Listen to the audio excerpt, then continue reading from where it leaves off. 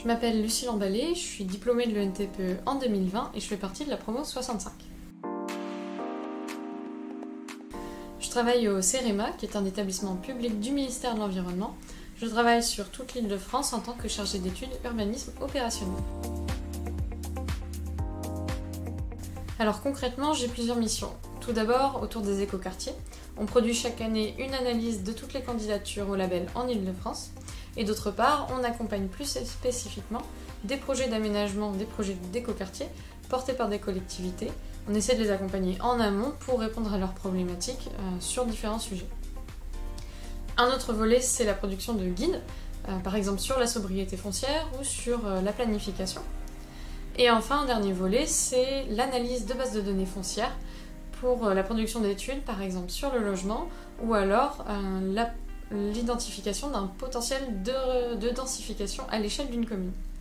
Et au-dessus de tout ça, on a tout le volet sensibilisation, formation, participation à des séminaires qui participent à la diffusion des connaissances du CEREMA.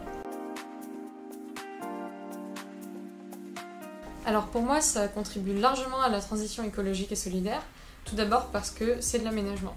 Et c'est vraiment quelque chose qui touche à tous les domaines.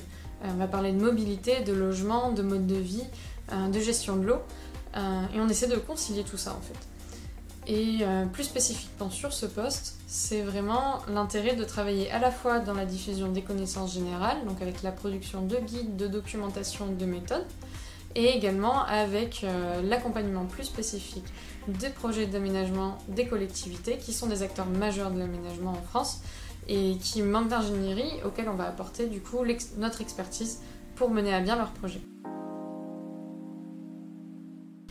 Alors ce que je retiens de l'ENTPE, c'est notamment la transversalité.